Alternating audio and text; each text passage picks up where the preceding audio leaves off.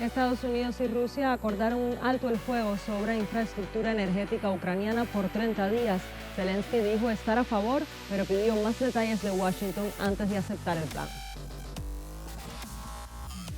Donald Trump intensifica su disputa contra el Poder Judicial tras pedir la dimisión a un juez federal y ofenderlo. El presidente de la Corte Suprema publicó un comunicado reprendiendo al mandatario. Y miles de manifestantes protestaron contra Benjamin Netanyahu en Jerusalén. Lo acusan de llevar al país por una deriva antidemocrática y de continuar la guerra contra Gaza. Saludos, bienvenidos al Mundo Ahora, con los adelantos de las noticias más relevantes de esta jornada. Ya comenzamos. Acompáñanos durante los próximos 27 minutos del programa.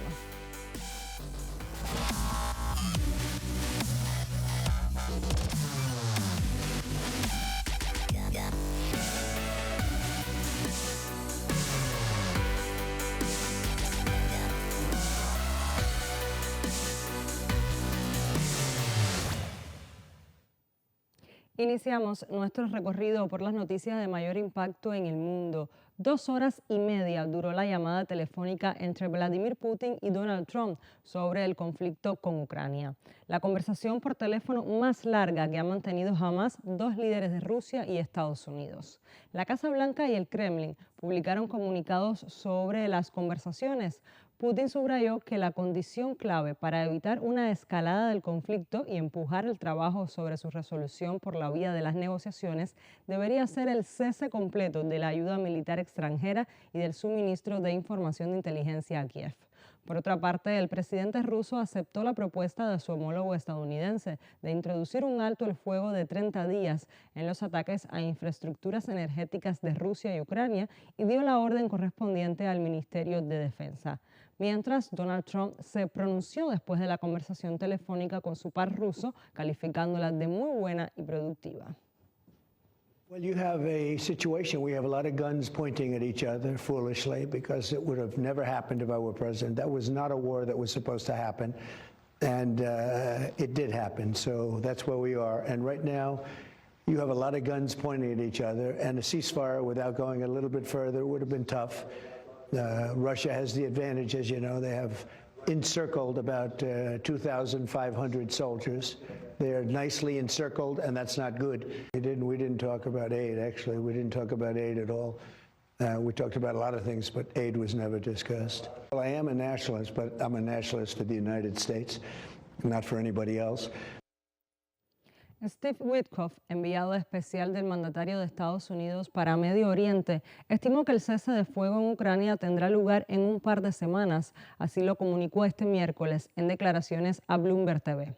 Hoy han acordado un camino hacia algunas condiciones de alto el fuego y hacia un alto el fuego total que se negociará en los próximos días. De hecho, creo que en un par de semanas llegaremos a eso, indicó Witkoff. Además, se refirió a las sanciones impuestas por Washington contra Moscú, las que podrían suavizarse en cuanto se alcance dicho acuerdo. Witkoff también dijo que es posible que el presidente de Rusia y su homólogo de Estados Unidos celebren una reunión presencial en Arabia Saudita. No puedo hablar por ellos, pero lo más probable es que suceda, detalló el enviado especial de Trump al responder sobre la posibilidad de un encuentro entre los mandatarios en el territorio del Reino Árabe. Previamente, Witkoff informó que las delegaciones de Rusia y Estados Unidos se reunirán este domingo en la ciudad de Jeddah, en Arabia Saudita.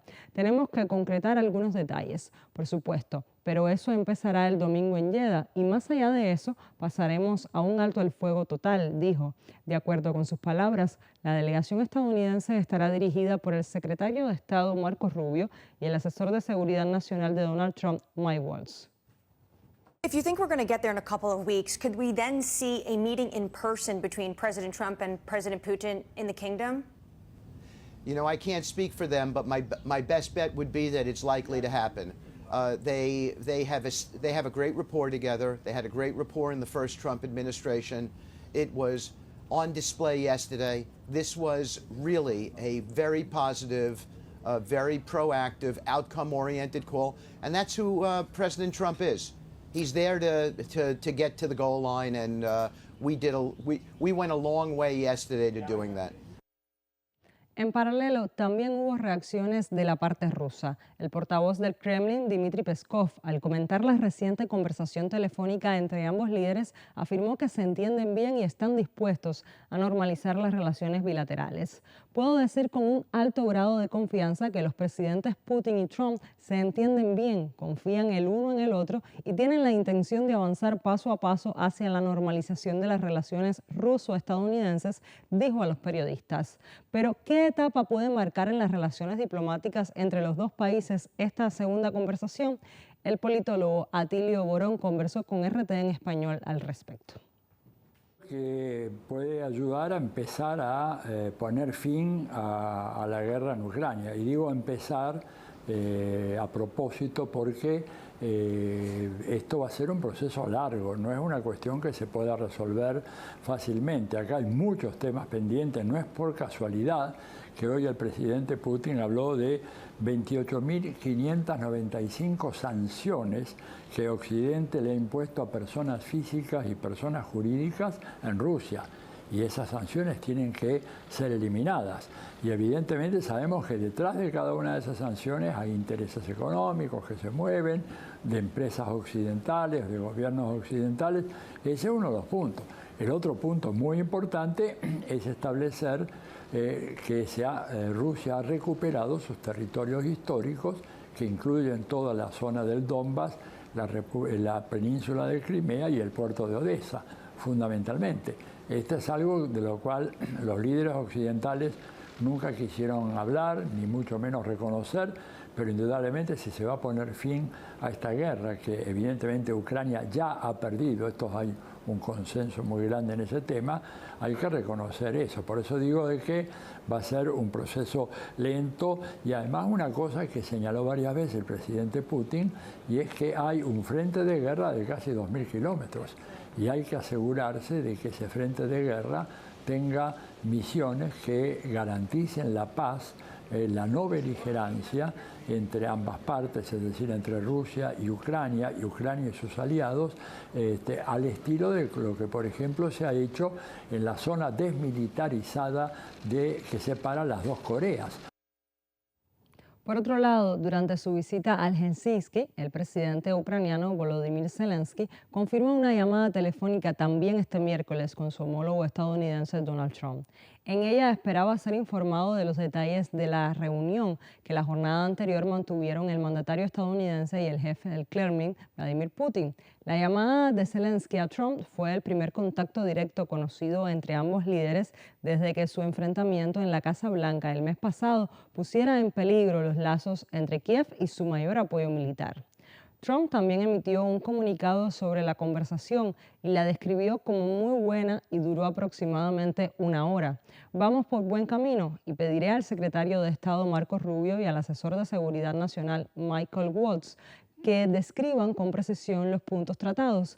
Dicha declaración se publicará en breve, explicó Trump.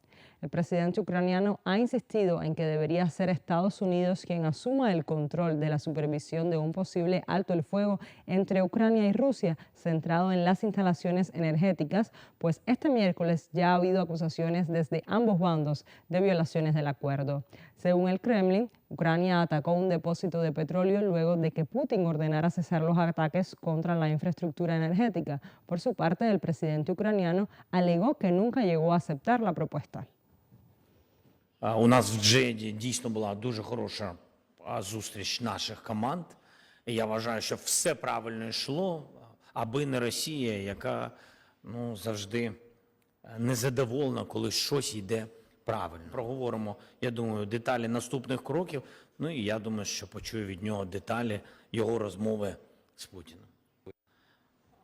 Будь-які перемовини – це крихка спроможність, дуже крихка спроможність закінчити війну, особливо якщо це стосується руських, які поки що демонструють неготовність до закінчення війни. Що стосується A quien sí han dejado fuera de cualquier mesa de negociaciones es a la Unión Europea. El viceprimer ministro y ministro de Asuntos Exteriores de Bélgica, Maxime Prévost, consideró que el viejo continente debe estar en las negociaciones con sus propios representantes y su exclusión es un error.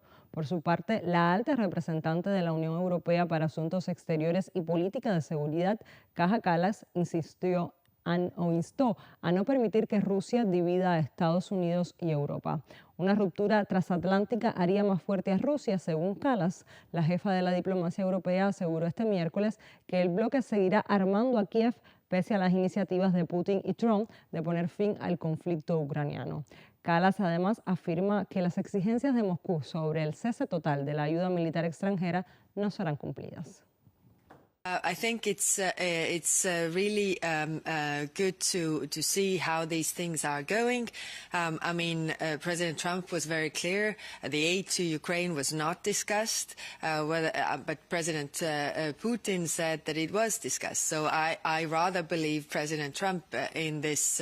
There's no table where Russia and Ukraine are sitting right now. It's a shuttle diplomacy. I mean, U.S. is talking to Europeans. U.S. is talking to the Russians, U.S. is talking to the Ukrainians. Of course, any deal to really work, you need the Europeans to be around the table and agree to the deal, because the implementation of the deal has to be in the hands of Europe.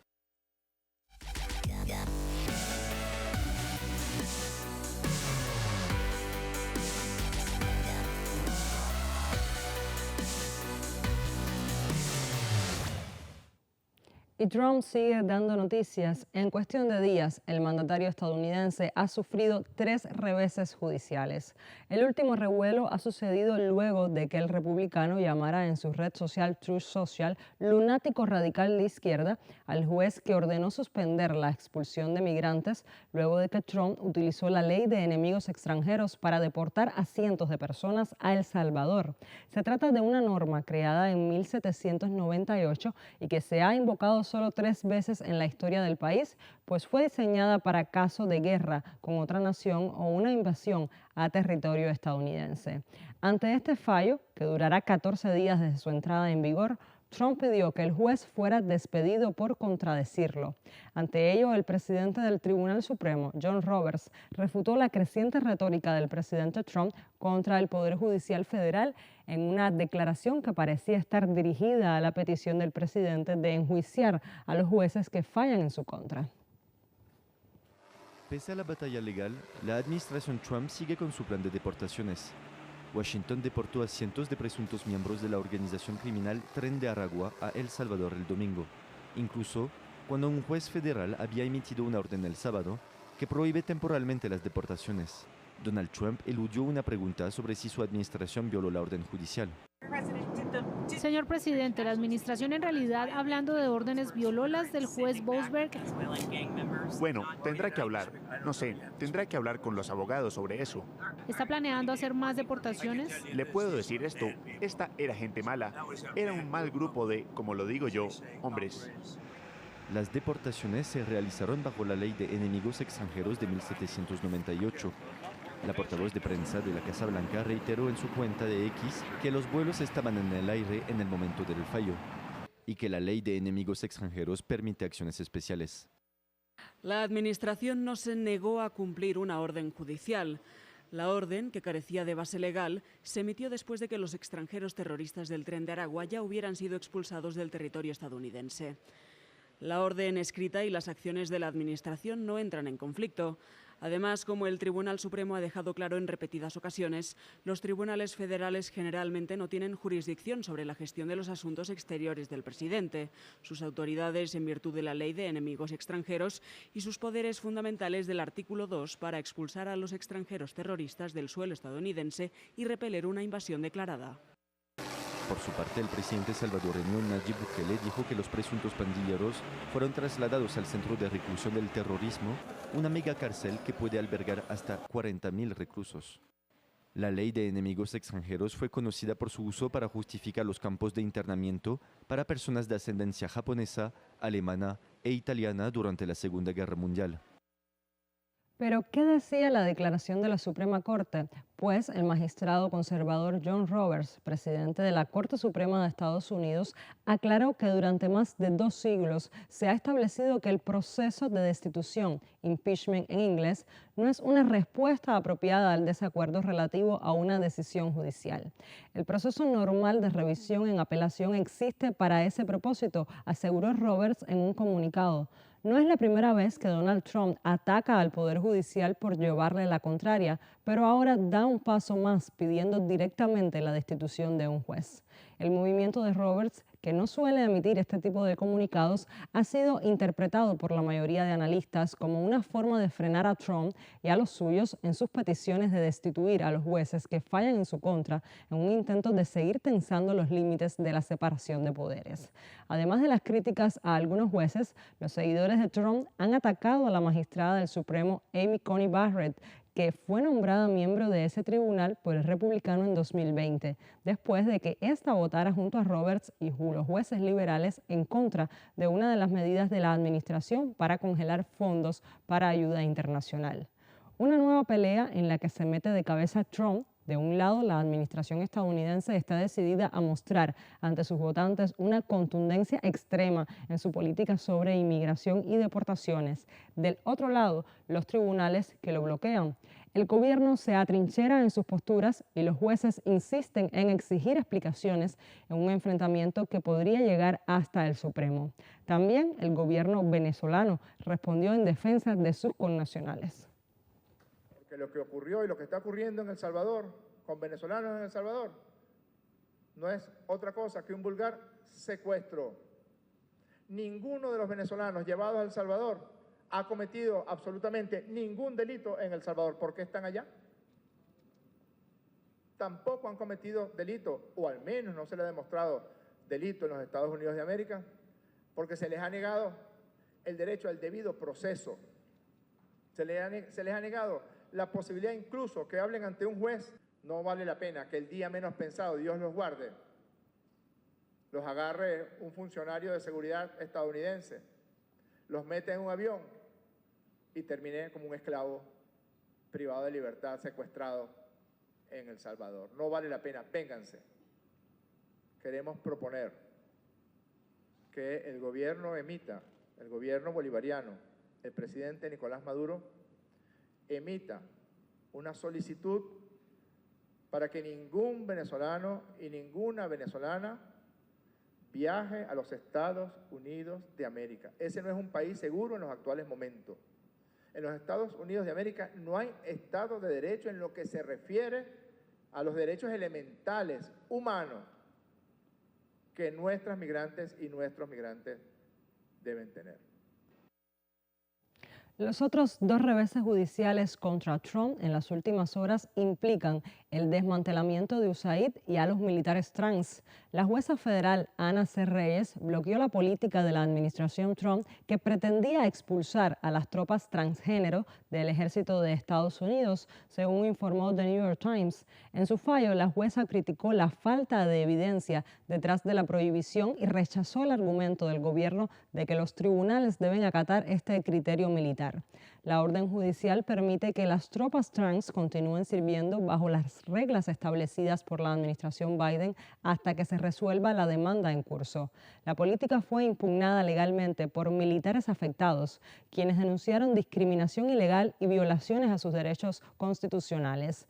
Mientras la prohibición aún no se implementaba completamente, algunos militares trans fueron presionados para retirarse voluntariamente, alegando que incluso les ofrecieron incentivos financieros para hacerlo. El fallo constituye un rechazo contundente a la orden de la administración Trump, que había justificado la prohibición argumentando que la identidad de género trans afectaba la disciplina y valores del ejército. También el juez Theodore C. Schwan de la Corte del Distrito de Estados Unidos en Maryland dictaminó que la decisión del gobierno del presidente Donald Trump de abolir la Agencia de los Estados Unidos para el Desarrollo Internacional es probablemente inconstitucional.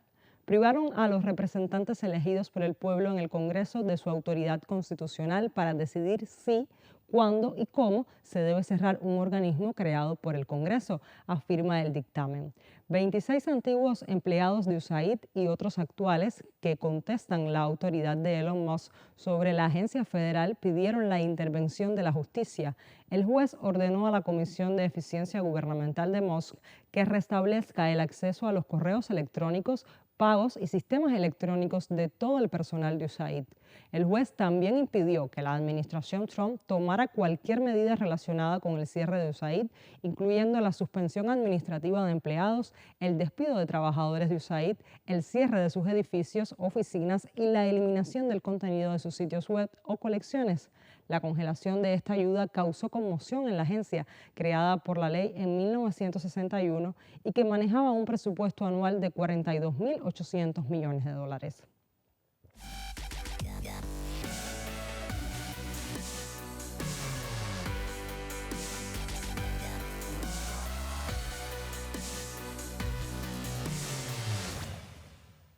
Israel rompió el acuerdo de cese al fuego y realizó una nueva ola de bombardeos contra la Franja de Gaza bajo órdenes del primer ministro Benjamin Netanyahu, quien adjudicó los ataques a la falta de avances en las negociaciones en curso con el movimiento de resistencia palestina. El primer ministro de Israel, Benjamin Netanyahu, afirmó que de ahora en adelante las negociaciones con el movimiento palestino Hamas se llevarán a cabo únicamente bajo fuego, luego de que en la noche del lunes rompiera el cese al fuego y lanzara un bombardeo masivo sobre la Franja de Gaza. Apenas es el comienzo, aseguró Netanyahu en una declaración transmitida en la televisión nacional, aseverando que han vuelto a la lucha con fuerza, ha señalado en su discurso a la nación. Los recientes ataques israelíes en el enclave han dejado al menos 404 fallecidos y 562 heridos. ישראל תפעל נגד החמאס בעוצמה הולכת וגוברת. ומכאן ואילך, משא ומתן יתנהל רק תחת אש. החמאס כבר הרגיש ביממה האחרונה את נחת זרוענו, ואני רוצה להבטיח לכם, אני רוצה להבטיח לו, זו רק ההתחלה. אנחנו נמשיך להילחם כדי להשיג את כל מטרות המלחמה. שחרור כל חטופינו, חיסול החמאס, והבטחה שעזה לא תהווה עוד איום על ישראל.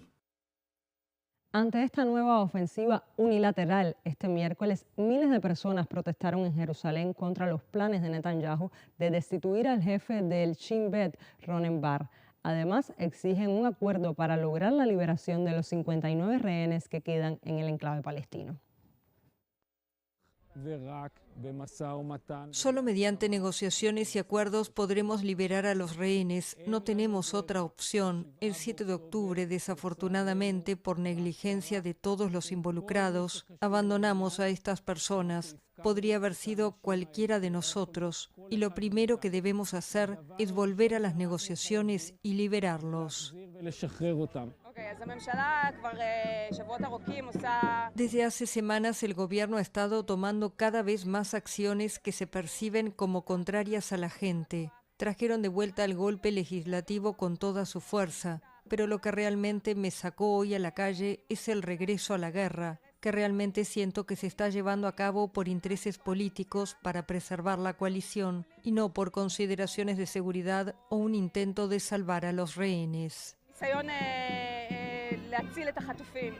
La manifestación, la más importante en meses, fue convocada por grupos opositores a Netanyahu, que protestan contra su decisión de destituir a Ronen Bar, el jefe del Shin Bet, el Servicio de Inteligencia Interior y Seguridad. A la manifestación frente al Parlamento israelí se sumaron las agrupaciones de familiares de los rehenes, que protestaban contra los bombardeos en la Franja de Gaza. Hay un colapso de todos los servicios esenciales. Un funcionario del gobierno gazatí dijo a Qatar News Agency que el 80% de la población ha perdido el acceso a fuentes de alimento. El jefe del Comité de Emergencia del Ministerio de Desarrollo Social, Riyad Al-Bitar, aseguró que ya hay señales de hambruna y de colapso casi total de los servicios esenciales y la atención médica. También advirtió que la inseguridad alimentaria e hídrica se agravará con el paso de los días. A principios de marzo, el ejército israelí cerró todos los pasos fronterizos hacia Gaza para impedir el ingreso de ayuda humanitaria, restringiendo también el suministro de energía y combustible para servicios e instalaciones esenciales. Si esto no fuera grave, luego de que Netanyahu rompiera el pacto de alto al fuego, los habitantes de la Franja de Gaza recibieron por segunda noche consecutiva un nuevo ataque donde murieron al menos 20 palestinos. La ONU aseguró que uno de sus trabajadores extranjeros falleció en el ataque, mientras el ejército israelí negó haber atacado el complejo de Naciones Unidas en Deir al-Balah. Enormes bolas de fuego cruzaron una vez más el cielo de la Franja de Gaza. En medio de la noche, los ataques israelíes aumentaron por segunda noche consecutiva.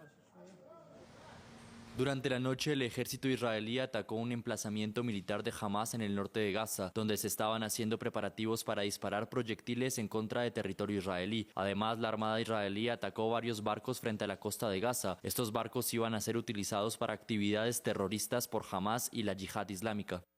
Sobre el terreno, el impacto destruyó totalmente esta casa. Y en las primeras horas de la mañana, las familias devastadas cuentan sus muertos. Este hombre lo ha perdido todo. Perdí a toda mi familia, me casé hace poco, en 2023. Dios me honró con Mohamed, que es tan hermoso, y mi mujer estaba embarazada. Mi mujer fue martirizada cuando estaba embarazada, y mi hijo fue martirizado. Me he quedado sin nada. El miércoles, el Ministerio de Salud de Gaza denunció un ataque contra trabajadores de la ONU. Por su parte, el ejército israelí hizo un nuevo llamado a la población de Gaza para evacuar las zonas de combate en el norte y sur del territorio palestino. A pesar de este escenario, el portavoz del gobierno israelí, David Mencer, afirmó que en la Franja de Gaza no existe otro sufrimiento humanitario que el de los rehenes israelíes. Durante una entrevista con LBC, Mencer dijo que el único sufrimiento humanitario en Gaza es el de los rehenes israelíes encadenados, hambrientos y retenidos en los túneles de Hamas, en respuesta al periodista, quien le preguntó por qué Israel había decidido bloquear el ingreso de ayuda alimenticia y médica al enclave durante las últimas 2 semanas. Estos son los hechos. 1.800.000 toneladas de ayuda han entrado en Gaza desde el inicio de esta guerra, afirmó el portavoz israelí, recalcando que no hay escasez de alimentos ni medicinas en el enclave. Otra de las medidas utilizadas para presionar a Hamas incluye el corte del servicio de electricidad suministrado por Israel, ignorando los comentarios del entrevistador, quien les refutaba que los afectados por el corte de energía son los residentes de Gaza al no poder poner en funcionamiento las plantas purificadoras de agua. Nuestra decisión de bloquear la ayuda y la electricidad a Gaza es absolutamente coherente con el derecho internacional, agregó el portavoz del régimen israelí. Asimismo, subrayó que la relación entre Israel y Estados Unidos es más fuerte que nunca. Además, afirmó que los recientes bombardeos contra la Franja de Gaza que mataron a más de 414 palestinos estuvieron completamente coordinados con Washington. The strong alliance between our two nations, between Israel and the US, is stronger than ever. As such, I can confirm that the return to intense fighting in Gaza has been fully coordinated with Washington.